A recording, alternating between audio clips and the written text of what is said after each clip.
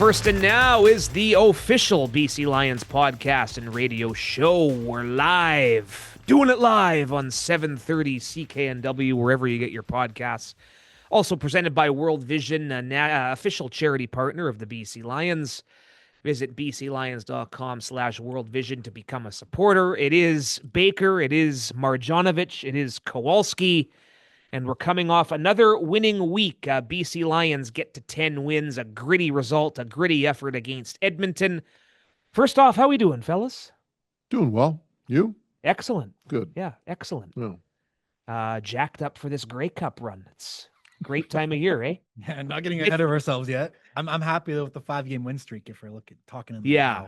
And even being at practice today with the post-media practice availabilities, Buck Pierce, Mike Benavides, Nathan Rourke, TJ Lee too. Yeah, TJ Lee, yeah. But those three that I named in particular, they didn't shy away from, talking about what's at stake this weekend, because this team is still in control of its destiny, but at the same time, there is still work to be done in the present and in the future, right? Well, I mean, if you look at the scenarios, and to me, the most likely scenario, there's two scenarios. One is that the Lions win, and of course, they'll play a home playoff game against Calgary.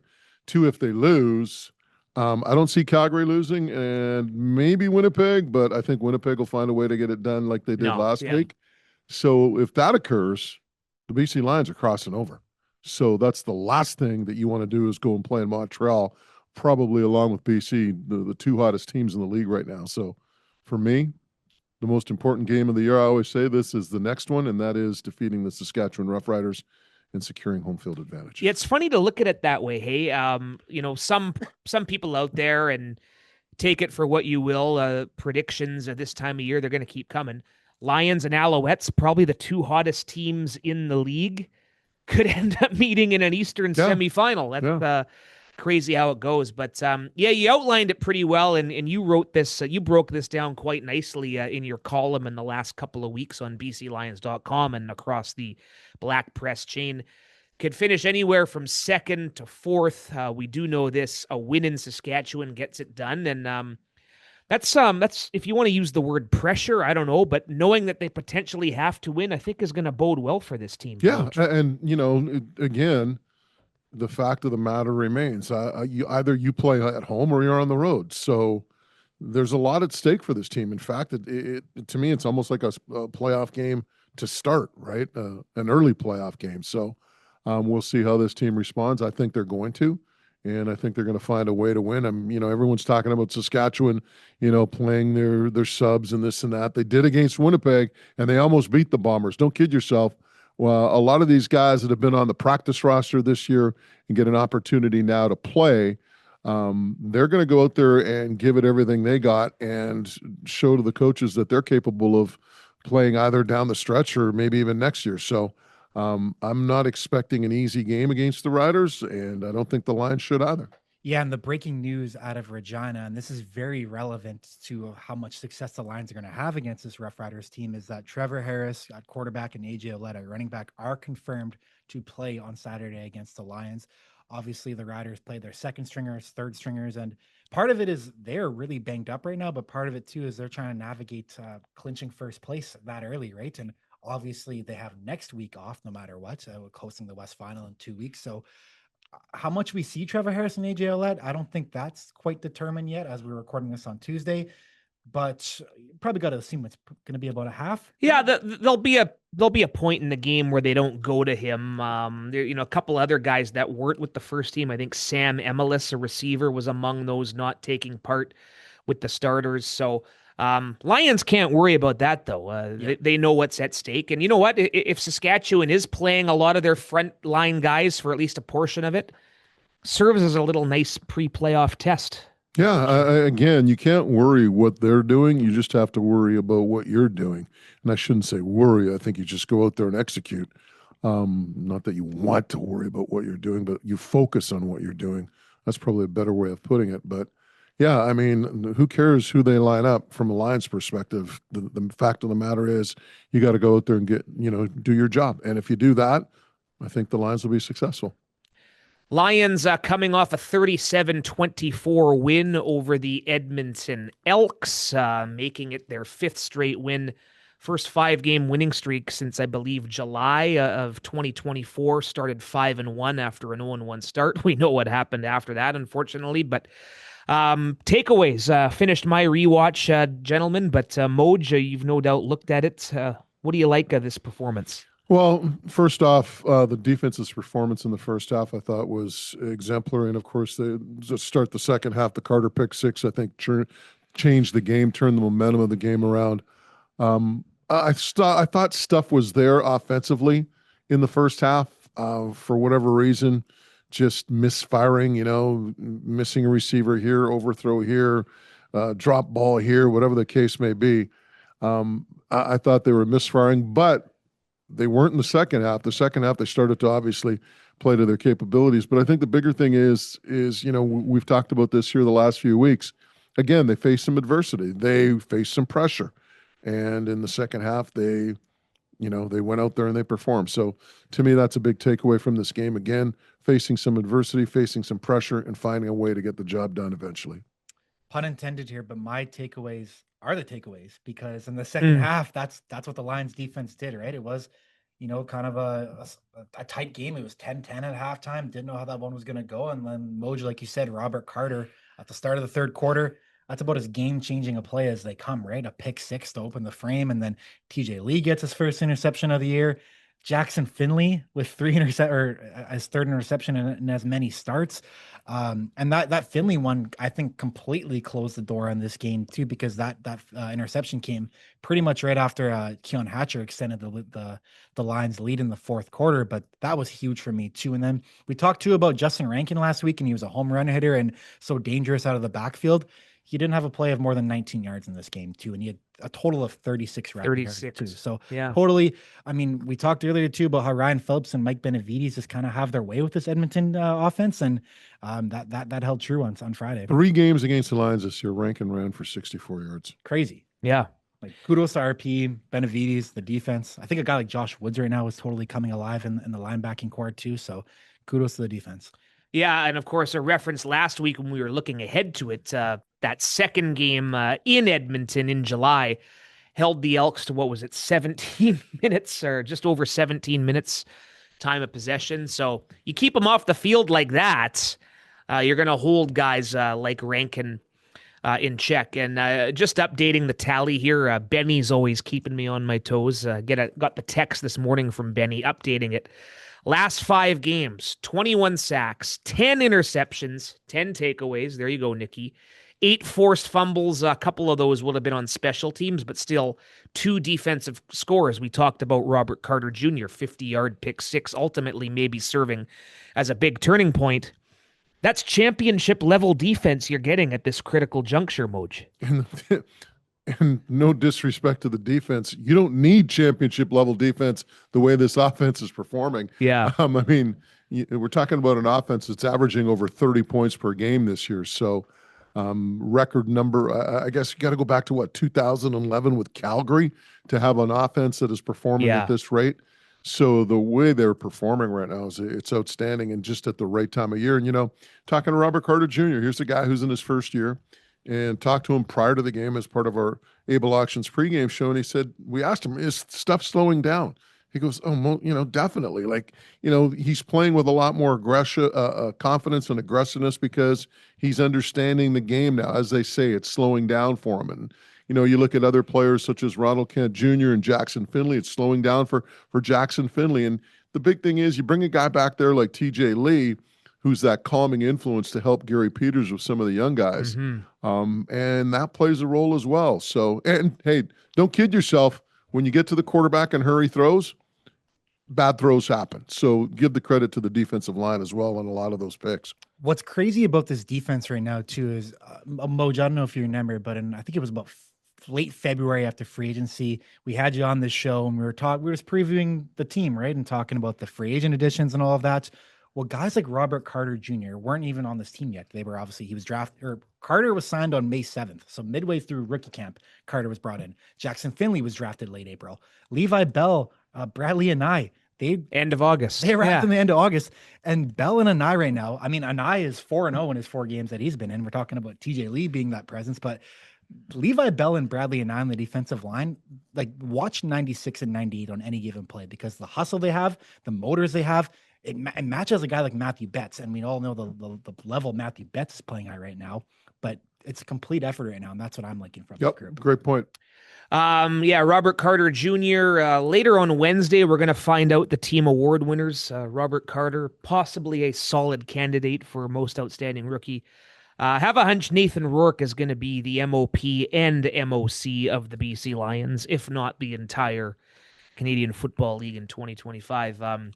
Nathan Rourke on the offense, you hit on it briefly, Moj. Not exactly in sync in the first half. There was a couple drop balls, couple of miscommunications. Of course, the Justin McInnes fumble there in the first quarter, very uncharacteristic of how they have executed, but they rise above that.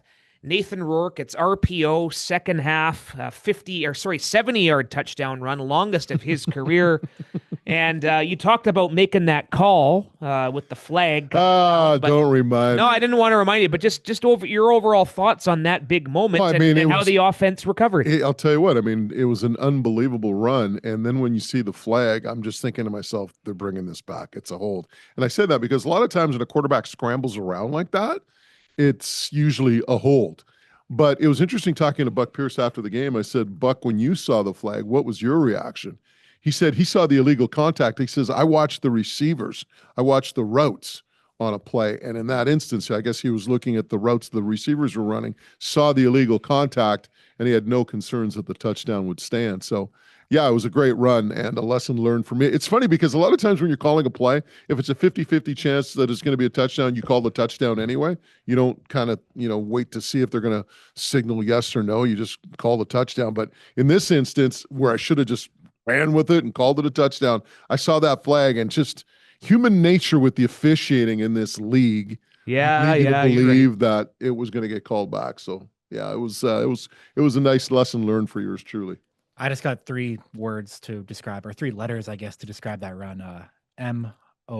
Because that was the signed, sealed, and delivered moment for me for Nathan Rourke's Most Outstanding Player campaign. Yeah, I mean, you can certainly make a case for Bo Levi Mitchell had an outstanding year, but you look at the fact Nathan is doing it on his feet as well. 559 rushing yards. Second most explosive runs this year, only behind Justin Rankin. There you go. TSN had a stat too, and I think it was about Rankin, where it was like most missed tackles forced on runs, and it was like Brady Oliveira, James Butler, Justin Rankin, then Nathan Rourke. It's ridiculous what he's doing with his legs too. Yep. Great to see. So we'll continue to tee up this big Saturday matchup, 4:00. Able Auctions pregame show, 3:00 with the Moj and Julio. We'll get into some of the keys to victory a bit later on this hour. Kowalski's got some trivia cooked up for us, I believe. But up next, Matthew Scianitti from TSN is coming west. He's coming to Regina. And we'll get his thoughts on not only on this big matchup, but the CFL overall as we approach the Grey Cup playoffs. First and Now is presented in part by Hullo Ferries, proud island transportation partner of the BC Lions. Go easy, go Hullo. We'll break it all down with Scianitti next on First and Now on 730 CKNW. Matthew Scianitti from TSN.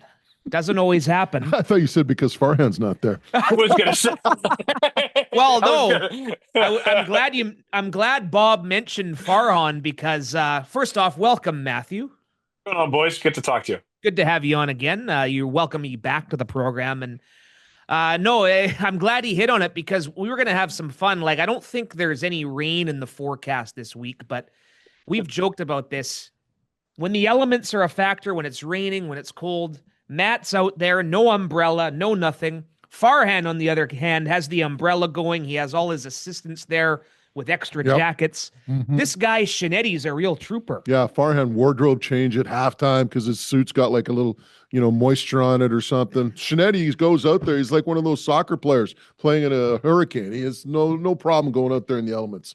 100%. I mean, the thing is this: if I'm going to stand there as long as I have between the sidelines and try to earn the respect of all the players in the league, I can't be a prima donna and be. I mean, God bless Farhan, and you know what? I love Farhan. I call him the coach. I love Coach, but yeah, I've been around long enough that if you want the respect of the guys around the league, you got to tough it out with them. And if I got to get wet every so often, I'm all right with that. There you go. Well said. What's going on? Obviously, as far as the Lions go, the implications here are very big. Win, and it's a home date in the playoffs against Calgary. Lose, and who knows, depending on a couple of the other results. But what are you most looking forward to seeing this Lions team here? I think we last saw you in Hamilton in early August. I think the one thing that since that point that's impressed me the most, I mean, the obvious thing, say, is Nathan Rourke. But I even go back to that game in Toronto where there was that late game collapse, and I could hear how upset Buck Pierce was after that game. And to see the way the Lions have grown since then, is really, I mean, you know, certainly Matthew Betts and Keon Hatcher, and obviously Nathan Rourke and his 70-yard run last week was utterly ridiculous. I don't think certainly everyone is high on what Davis Alexander is doing, and rightly so. But the way that Rourke plays when the game is on the line, man, I mean, for 1 week he's going through Wynton McManus. The next week now he's busting up 70-yard runs. This is exactly what you want out of your franchise quarterback. But this is going to be a very interesting week. You're going into Regina, a place you're going to have to go back to anyway if you want to get through to the West Final. And the debate now is, yeah, sure, you absolutely want a home playoff game, certainly from the business side of it, getting bums in seats, and as the Lions have done so much great work in the market, and really bringing fans into the building. But there is also something to be said for, hey, you know what? The getting tested in the elements. I'm going to go to Calgary and then going to Regina. Might be a road that kind of benefits them and makes them battle tested this time of year, because whomever has to go right to Regina in a couple weeks' time. They're going to be facing a lot of elements and a raucous crowd. But just the way the Lions have grown since that loss in Toronto has really impressed me. You almost look at it as a feast and famine. I mean, I tweeted out the scenarios, and for me, I mean, the Lions win, they host. It's pretty simple. Now, if they lose, now you have a whole bunch of variables that come into play. But the one that I see occurring is probably Winnipeg winning and Calgary winning, which means the Lions would cross over and have to play in Montreal. So there's a lot to me at stake for this Lions team. It's almost like a playoff game in itself, considering the fact that you'd rather host a game against Calgary than have to travel back east and take on the Alouettes. And that's a team that you're familiar with since Davis Alexander's come back. These guys are playing some great football. You could argue and say that the two best teams in the league right now in terms of performance over the last, month or so, 5 weeks, Lions and the Owls. I would also, though, this is the wrinkle that I'm not entirely sure anyone would be adverse to going east, especially if Hamilton loses this weekend and they're hosting the East semifinal. If you're Winnipeg or you're Calgary or certainly BC, yes, it's a long journey out to Southern Ontario and certainly a long journey to Hamilton, and that crowd will be raring to go too. But they're not. I don't know if they're going to go into that game exactly confident, because yes, certainly on one side of it, and I'll get to it very quickly about Davis Alexander, but I don't know who the Hamilton Tiger Cats are. I have seen their offense with Kenny Lawler having a career year and Bo Levi Mitchell showing flashes of a younger Bo, and certainly there are aspects of their defense, Deshaun Amos and Jamal Peters, Reggie Stubblefield, that you like, but their defense has given up a lot of yards. And Brett Munson has talked about this. You know, guys like Devin Verisak are certainly talented youngsters on their defense, but they're now getting tested in longer seasons than in a role with someone like Devin Verisak that I know Brett Monson has told me he wants him to be more active and make more plays. I don't know if the Ticats are a finished product. So if they lose and you got to cross over, it may not be as difficult a task as it might seem. But certainly Davis Alexander is. We've been talking about, certainly Nathan's a face of the league. Davis Alexander is undoubtedly becoming a face of the league. And what he does, not only for Montreal's offense, but the entire feeling and emotion around that whole franchise is undeniable. He has that kind of swagger that Matt Dunnigan had. He has so many of those throwing off platform abilities that we saw certainly 5, 6 years ago. Zach Collaros bring to the Winnipeg Blue Bombers and really ignited that franchise. So certainly, if you have to cross over to the East, you might inevitably face the Owls and the momentum that they've built. But you also might have to deal with the Ticats, and if you have to cross over and a Ticats team, if they do lose and don't host the East Final, it might be an interesting proposition. So this is one of those interesting CFL weekends where all of the playoff places, everyone who's in is in. But how, as you say, Moj, how those things like just the permutations and how things might change and the matchups is going to be super intriguing. Matthew, do you think, all that said, the crossover has been in play for, I think, 28 years now. Do you think this is the most likely year that we are to see a West versus West Grey Cup?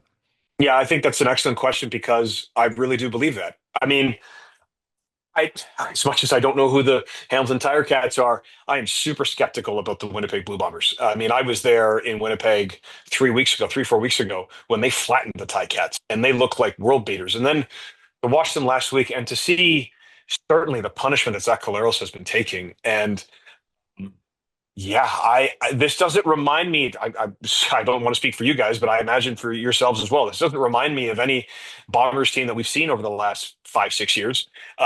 They and I know Mike O'Shea certainly always relies on the veteran presence of the guys in the locker room. But with Nick Debsky's hamstring injury and how much he does for that offense, they might have to heavily rely on Brady Oliveira with a banged up Zach Collaros and a defense from Willie Jefferson on down that's been inconsistent at best throughout the season. So yeah, I mean, they're if they cross over, just their reputation alone makes them dangerous. But again, I watched. You mentioned it, Baker. I was there when BC went to Hamilton, and I would love to see a Lions just for pure entertainment purposes, a Lions Ticats or a Lions Owls playoff game, because I think it would be a must watch. But certainly, I can't remember a time when I've watched as many crossovers as I have. I have not seen a time where I have been as convinced as I am that this could be a year where a West team crosses over and gets to the Grey Cup.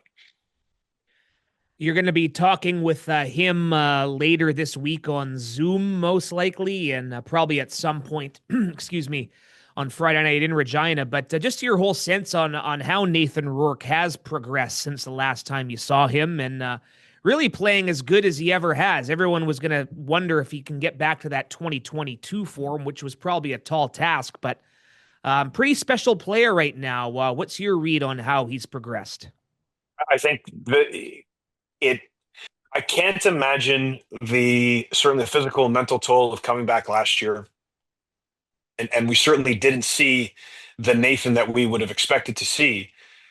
But I asked him when he was in Toronto, just about his escapability in the pocket, how he's able to break contain, and how he almost seems like he's got eyes 360 degrees around his head. And he just kind of shrugged and was like, I'm just feeling the game. And I just feel good and I'm feeling the game out. And you could see it in real time that he's playing with kind of not only a confidence certainly in his throwing abilities, but just a confidence in his overall physical abilities. And you guys remember this is the guy who has dealt with injuries early on in his career, and to see the way that he can move, how explosive this offense is, simply because Nathan's at the helm.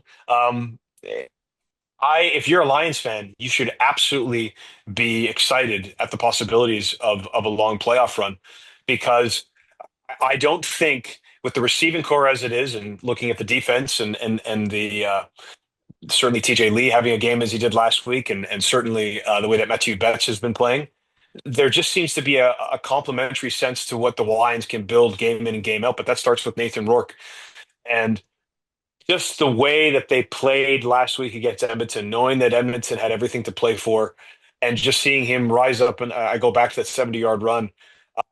Just the breakaway speed from a quarterback shows me that he's got full command of his physical abilities, and that is dangerous come playoff time.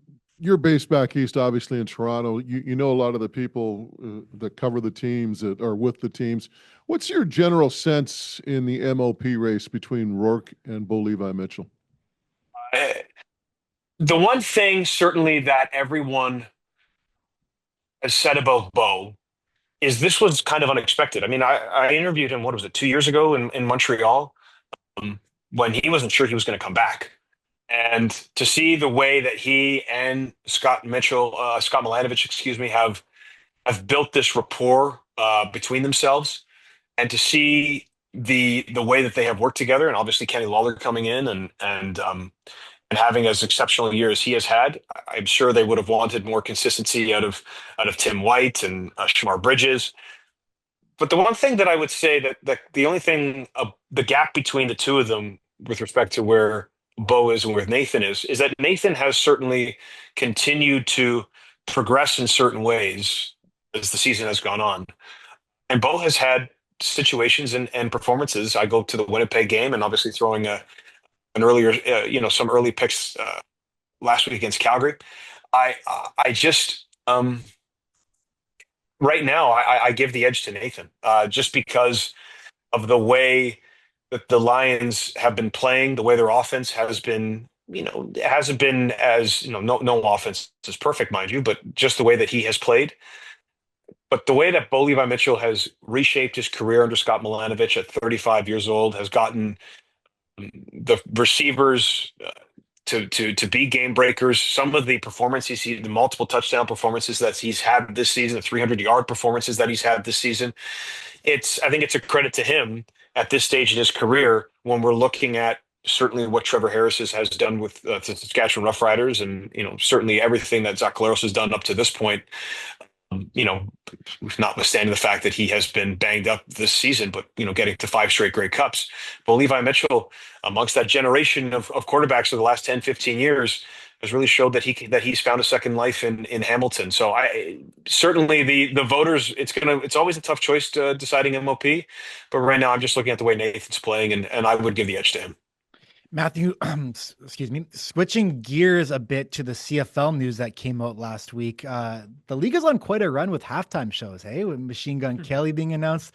What's your overall thoughts on that and the more excitement that's going to come during Grey Cup week? He's certainly a guy that brings eyeballs and gets people talking, throughout his career. And it's nice to see a band like that I grew up with, like Our Lady Peace, going to be doing the kickoff show. Yeah, that's the one thing about everyone always points to.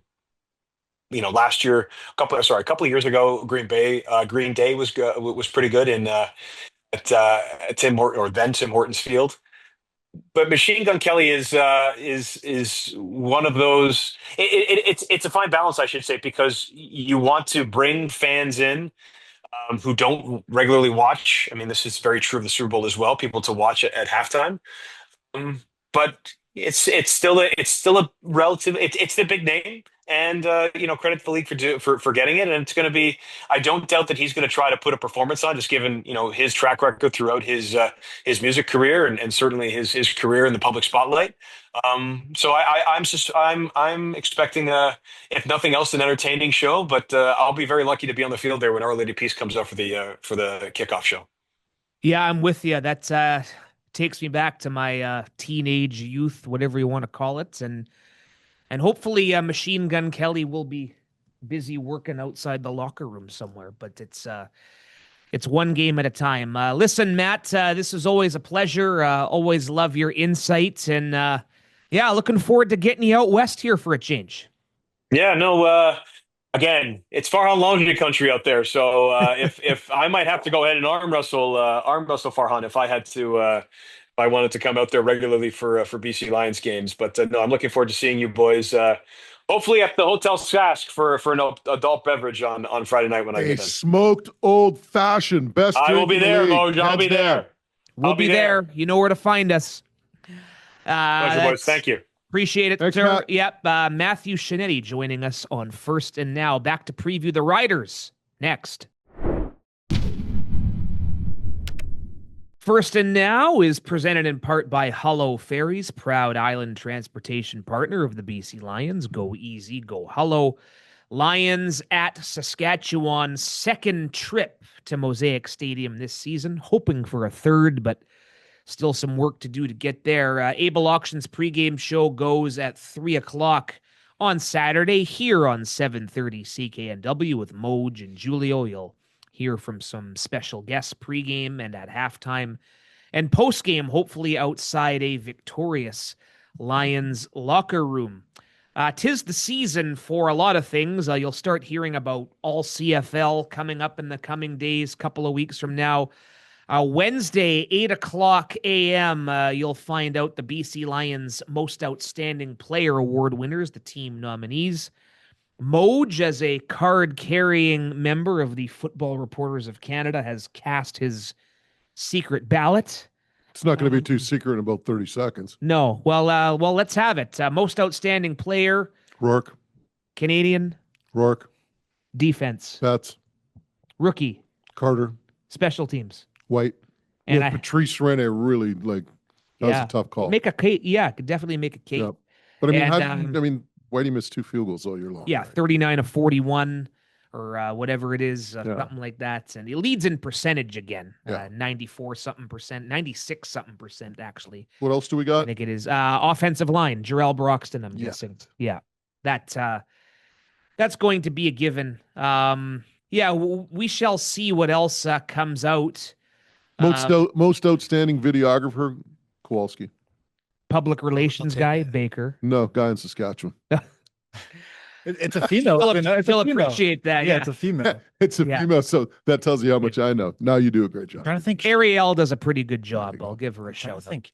Let me think my content brain out here. Shot of the season. Any come to mind? Robert Carter. We didn't get the Percent- best. We didn't get the best angle of that. I'm not gonna lie. We only had one angle of that too. It was a nice Right. angle though, like right in front. Yeah, a little. See. But apparently the goalposts were in the way. Oh, yeah, that maybe was- the- Well, yeah. I'll shout out that Yeah. that videographer's comment. name. One of our hardworking Italian videographers we have, Vasco? Vasco Rapoli, with that shot. So shout out him because he got the only angle of that. I was blocked by the first down stick guys. Liam was on the roof. He was blocked by the tarps. Marcus was on the other sideline. So we had players and yada yada in his way. And Kyle was setting up his new rig. So out of 5 of us, only 1 got it. But that's why we have 5. Yeah, that's why you have all those freelancers there. Yeah, that's for sure. But yeah, really, and kind of expanding on what Scianitti was telling us in the previous segment about most outstanding player. Do you think? Yeah, you touched on it, Kowalski, but certainly that effort against Edmonton maybe got him a few votes, but getting a win in Saskatchewan and solidifying this home playoff date should also go a long way too, right? Yeah, I mean, obviously, when your team does well, you're going to probably wind up getting more votes.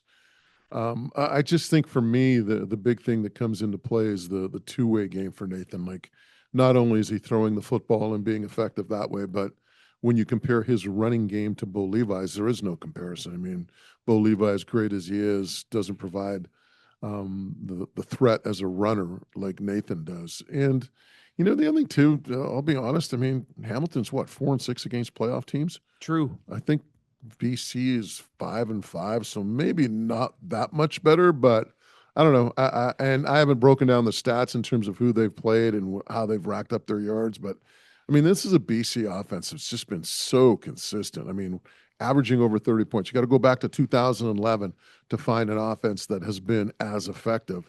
So for me, it's Nathan Rourke. And I'm not trying to like slander Bo Levi Mitchell here, but this is a great nugget that I saw the other week too, because people were saying, "Oh, Nathan Rourke has thrown more interceptions than Bo Levi Mitchell." Well, think about the context of the plays. There was that one that hit Javon Cotoy in the head at Edmonton and bounced into Drake Cerez's hands. There was the one in Ottawa where Keon Hatcher pretty much alley-ooped it to an Ottawa defender, right? And PFF actually tracks turnover-worthy plays, and they qualify them as plays where an average pass would have been intercepted, whether it's a drop by a DB or whatever, right? If the play that hit Cotoy in the head, that's not a turnover-worthy play, it just happened to be an interception. Bo Levi Mitchell leads the league in third with 34. So I'm just throwing that out there. Nathan Rourke, for comparison, has 20, which ranks 6th in the CFL. So and Bo Levi's played 2 more games. Yeah, and context matters. Despite what some people might think. You got to put that in. He's played 2 more games, so you give him that. But even then, the percentage still 14 favors more. Nathan. So No slander too. Bo's been great. They're both Not at worthy all. candidates. I think in a like both these guys are going to be 5,000-yard passers. Obviously, Bo is there, but even guys like if there were these stellar quarterbacks, and these guys are going to be a product of these stellar quarterbacks, but Kenny Lawler and Keon Hatcher Sr. I think should be. It just sucks that it obviously goes to the quarterback. But if there was a most outstanding or most the NFL's offensive player of the year, right? Yeah. Hatcher and Lawler would be those names too that I think you got to throw in there. Yep, for sure. And again, a lot of the times it's guys that are fighting for first place or getting home playoff games. Not that it's a clincher that he's not going to get it if the Lions drop to third or fourth, but just this final third of the regular season, I think you've seen Nathan really elevate his chances. While we have a couple of minutes, we will wrap it up with some Kowalski trivia. Lions in Saskatchewan, what are a couple of the keys to winning you're looking at, Moj? Well, I mean, it's tough to sit here and try to give some sort of personnel matchup or breakdown, not knowing what's going to be happening with the Roughriders. But I think for the Lions, it boils down to what we talk about it every week. It's execution. It's playing clean football. It's not turning the ball over. It's minimizing penalties, particularly critical points. It's being efficient on first down. It's getting to the quarterback. It's winning the job, doing the job in the trenches, and winning the battle in the trenches. So, I mean, all of those things, they're themes every week, and they're themes every week for a reason, because they hold true to winning football. And, another one you can throw in there, win the turnover battle. So, again, without knowing too many specific matchups because of what's happening with Saskatchewan's personnel this week, those are the things that I think the Lions need to focus on. And, I'm sure Buck Pierce is saying the exact same thing. Don't worry about what they're doing. Focus on what you're doing. Yeah, broken record here, and it doesn't really matter because they forced 3 turnovers last week, Saskatchewan. That all season long, this Corey Mace team has done a great job at forcing turnovers, winning the turnover battle. The early season struggles, there's a lot of connections with losing the turnover battle and losing football games earlier with this BC Lions team. Now that they've turned it around, you mentioned those Mike Benevides stats about the defense forcing all these takeaways. It's always going to be a big storyline in this game. And I think regardless of who's playing for Saskatchewan, they've consistently done a good job at that. So winning that battle is going to be key to me. 2 wins for Saskatchewan against the Lions early on in the season. I think we were week 6, week 7 here at Save on Foods Field. But go back, I think it was late June, week 4, was it, in Regina after the back-to-back losses to Winnipeg. Of course, right in that game before Jeremiah Masoli picked 6 right before half, and he played a decent game despite that big turning point. But this Lions team, Nick, obviously better equipped now to go into Regina and get a win compared to how they were playing in the beginning of the year. And mentally, you want to deliver a statement too, right? So, the ideal path is that the Lions win this game on Saturday, win the West semifinal, and revisit the Saskatchewan Roughriders team in 2 weeks' time. And there's also the fact that this Roughriders team eliminated BC last year too. So you want to deliver a blowback, right? And that starts on Saturday. And the thing too that you'll throw into the mix, that I'll throw into the mix, is this is a Saskatchewan team that lost to Winnipeg. If they lose to BC, then they have a bye week. That's a hell of a long time to go without winning a football game and feeling good about yourself. So you don't want to give Saskatchewan any sort of momentum heading into their bye week. You want to basically keep them where they're at, or maybe even knock them down a rung or two in terms of where they're at mentally. So for me, that's another thing that comes into play, is don't give these guys any life. They obviously lost the game against the Winnipeg Blue Bombers, and a lot of people said they should have won it, whatever, but it was an L. You get another L and you get a bye. All right. See if and if they can flip the switch in the Western Final, all the power to them, right? But I wouldn't want to give them any momentum heading into that bye week and heading into the Western Final. It's true. Situation last year with the Montreal Alouettes, clinched first place very early, came in here to BC, and the Lions beat them. And remember, they lost that crazy one at home to Winnipeg to wrap up the regular season with the wind and the field goal, and kind of limped into the East Final and ultimately came up short against the Toronto Argonauts. It would surprise me. People talking about Harris and some other players playing a quarter. Wouldn't surprise me if they play as much as a half. Yeah. And I say that just because of the aforementioned things that I mentioned, and I'm sure Corey Mace feels the same way. He wants his team to feel good heading into that bye week, even if they wind up losing that game. But if their starters are in for, say, they leave the half leading whatever 17-7 or whatever the case may be, he wants his team feeling good heading into that bye. So it wouldn't surprise me in the least if these guys play 2 quarters. All right, and it all goes down Saturday, game 18, final test before the playoffs. Where has the time gone? All right, we'll wrap it up with some Kowalski trivia and remind all our listeners and fans about another important thing going down Wednesday morning. That's coming up next on First and Now on 730 CKNW. Wrapping things up on First and Now, going to the bullpen, the left-hander Nick Kowalski with his trivia. What do we got this week? I throw right, Baker. I shoot left, but I throw right. There you go. I don't throw gas, so I'm not. We'll update your bio in the media guide. Yeah, does not throw gas. No. I'm like Mad Max. We were all there. right. Enough. Yeah, Hey, enough of that. Enough of that before we get Mojo riled up. All right. So yes, we were there. We've talked about this a lot throughout the show. We talked about it with Matt Scianitti, the crossover. That is the theme of today's trivia. So this rule, for those unaware, was introduced in 1996. This is from CFL.ca in quotations that has slightly different formats. I have no idea what that means. But 1997 is the first year where this rule was implemented. I want you to name me the 12 crossover games. I know this is a little difficult. You guys, this is why I said earlier that the more recent ones are probably going to be easier to come by. The Lions were involved in these. One fun fact too, the Calgary Stampeders is the only team that have not to cross over. And it's all been West teams. Moj might remember. BC Hamilton have played a couple times. Last time Twice. I think was a few years ago with Wally Buono. I remember losing 18. in Hamilton. And then there was one year I think Spurgeon Wynn might have been the quarterback. So 18 is the correct answer. BC Printers, 2009.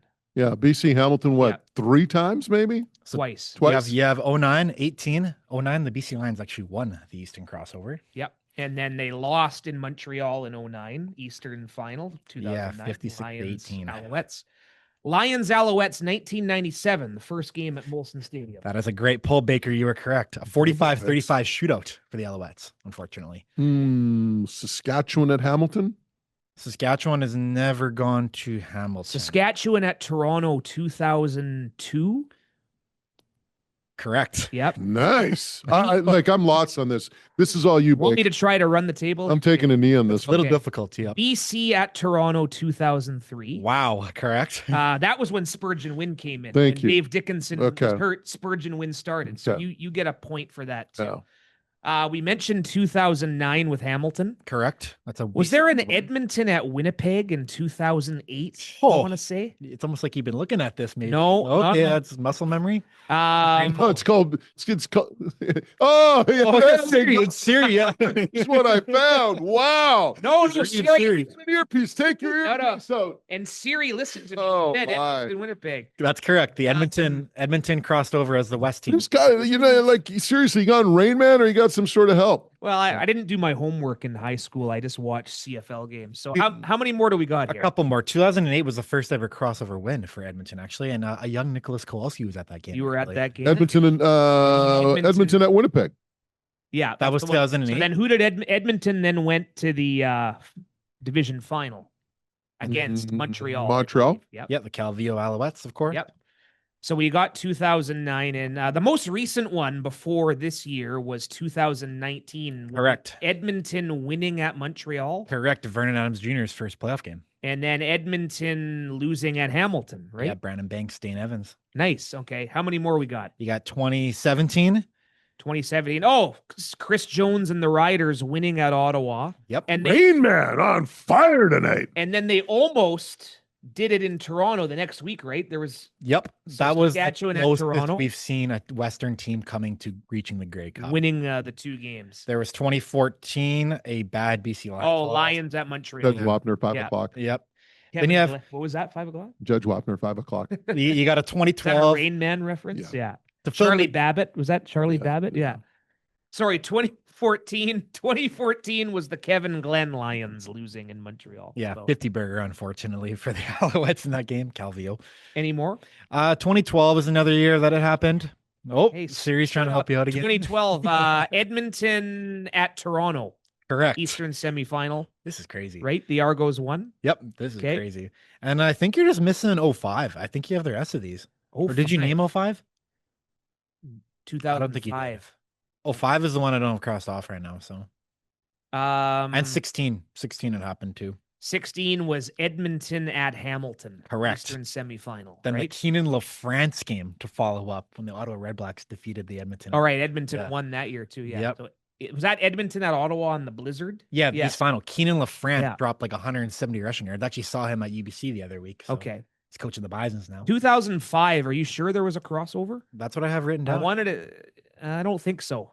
One sec, I'll verify this. Let's go. We're going to go to video review. But while he's doing that, 1997, remember the reason it was played inside McGill? U2. Because, there was a U2 concert at Olympic The first time Stadium. there was a game at McGill, Julio played in that game. And he tells the story that there was a tree growing out of a certain part of the stands. Call in the field stands, though. 2005, there was a crossover. 2005, there was a crossover. Okay. Oh, was that... Saskatchewan at Montreal. Wow. Right? We found Baker's bread and butter here. Yeah. Doug Wapner, 5 o'clock. I think you guys got them all. So the knowledge about this too, or the facts about this too, is the crossover is 5 and 7 in the East semifinal. Yeah, they're 5 and 7. They're 0 and 5 in the East final. A team crossing over has never even reached the Grey Cup. The crazy fact too, the average margin of victory in those 5 East final wins for the Eastern team, 16.8 points. So they've been blowouts in the East. Yeah. And despite what people say, no matter what the standings look, it's not easy to do to go East twice. No, the reason it's never happened. Exactly. I mean, there's been years where people have said, "Oh, it's easier to go through the East. Oh, I hope we go through the East." No. Then you lose by 20 in the East final. Yeah. Like the Edmonton did because that was the Brandon Banks MOP year in 2019. Yeah.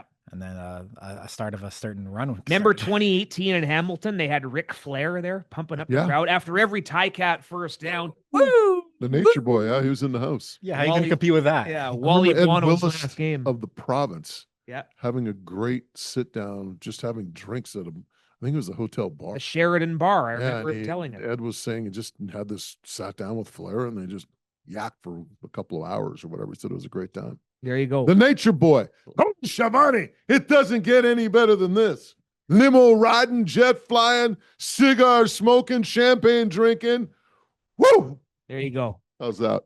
Ric Flair, Rain Man, and Kowalski now signing off.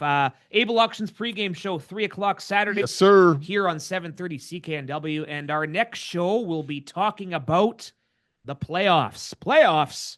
Yes, hopefully a home game in the Western semifinal. Thanks to our great Lions fans for listening. And we mentioned it tomorrow, Wednesday, 10 a.m., playoff tickets on sale. That's what we were talking about, teasing before the end of the previous segment. Back next week on First and Now. All right, and our weekly bonus segment for those listening on the podcast. Plenty to talk about with him, as always. It is Cam Tucker from BCLC and PlayNow.com. How are you, sir? I'm doing good, fellas. Wow, what a last few days we've had in the sports world, and the Blue Jays moving on to the World Series, but more importantly, the BC Lions looking to lock down home field advantage this week. Yes, they looked pretty good last week against Edmonton. Yeah, I mean, they call October one of the best sports months for a reason, and we're seeing it across multiple leagues. And the upcoming Grey Cup playoffs for the BC Lions obviously is the closest and dearest to our heart. We'll talk about the odds here in just a second, Cam, but this opening line, most likely a product of what Saskatchewan is going to do with their lineup. But the Lions opening as an 8.5 road favorite in Saskatchewan. Of course, they have a lot more to play for. Yeah, I was, a little bit surprised to see the line at 8.5 points today. And like you said, Matt, I think that's definitely a byproduct of the odds makers looking at what the Saskatchewan Roughriders might do in this matchup. Who are they going to rest? Who are they going to start?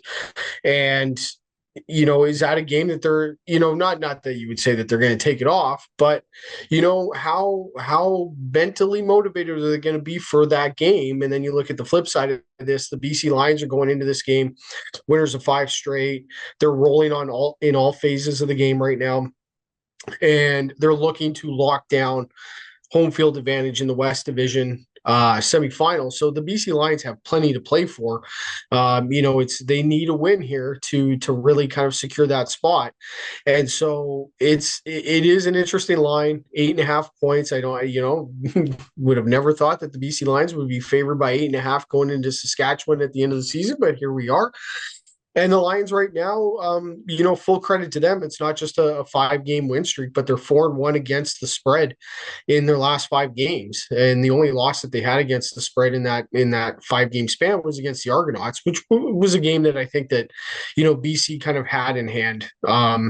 Wasn't really much of a threat, I didn't feel, but they didn't cover in that game nonetheless.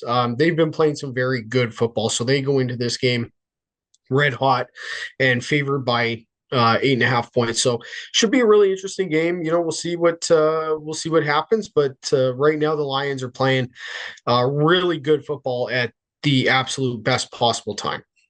Cam, when we last talked to you a week ago at the Brownsville pub in Surrey, we mentioned that the BC Lions were plus 500 odds to win the Grey Cup, but a 5-game win streak now, sticking with the number 5. Has that changed that number for plus 500? It did until about 10 minutes ago. So we're recording this on a Tuesday. So I was like, oh yeah, I got in my notes here, plus 400. Okay. We've seen the movement from plus 500 down to plus 400. And then I just checked our app a few minutes ago. We're back to plus 500. But look, you can look at that one of two ways. And you could say the odds makers are not giving the BC Lions enough respect for what they've done over the last 5 weeks. The BC Lions should be, closer to Saskatchewan or certainly closer to Montreal or Hamilton in terms of the odds.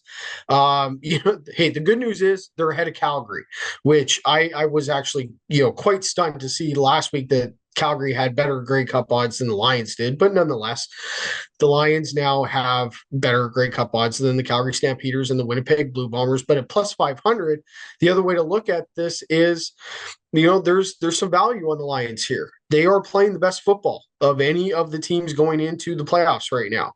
And if you think that, momentum will continue, then plus 500 looks like a very appealing wager to make. And let's look at what the Lions have done offensively. 9 out of the last 10 games, they've scored 30 or more points. So I don't think anybody is going to sit there and say the Lions offense, can they get it done in the playoffs? I think they very much can get it done. Defensively, there was certainly a lot to pick apart in August, in July, August, early September. The Lions defensively have turned a huge corner, and they have allowed, I think it's, 4 straight games where they have allowed 25 or fewer points against. So that's a massive turnaround from what we were seeing in the summer, and especially that game against Toronto, earlier on where they allowed 50 plus points. The Lions defense has really turned it around. So now you have the defense and the offense both clicking at the same time. I think that's a really good sign. And if you think that that's going to continue into the playoffs, if you're a betting man and you're looking at this and saying, I think this is going to continue, plus 500, I think is really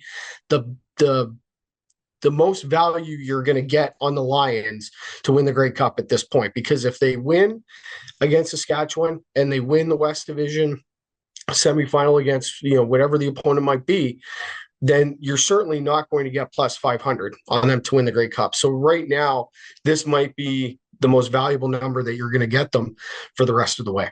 Yeah, and still ahead of Calgary. Hey, what's that saying, Baker? ABC? ABC. Anybody but Calgary? Yep. Perfect. Cam, as we always close, the odds boost. You hit last week. What do we got cooking up this week? Two in a row. Two in a row? We've had some hot streaks this year and some cold streaks.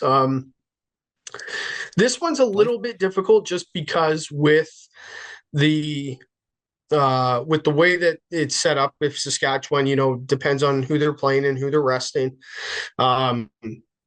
It is a little bit difficult for player props at this time of year. There's maybe a little less certainty. So I think that we're going to look at, the BC Lions money line or the point spread, and then we'll probably look to parlay that with a team total. And we just talked about the Lions offense. Right now, the two team totals that we have at PlayNow, over under 29.5 points and over under 30.5 points. So that's a really big indication that the Lions offense is clicking. They're a juggernaut right now. And so I think that we would probably look at parlaying team total with a point spread going into this matchup against the Roughriders. Excellent. We'll be tracking it feverishly. We'll be checking the numbers and the stats as it goes on. Excellent work this regular season, my friend, and we'll do it come playoff time. I hate to ask this, but it's like, where did the time go? We had so much fun, and now we were just in Kamloops doing this thing. Yeah, summer's come and gone. It's fall weather's here. Playoff football, it's around the corner. So lots of fun. It's been a joy for me to be part of this, and looking forward to the playoffs as well. All right, thank you, sir.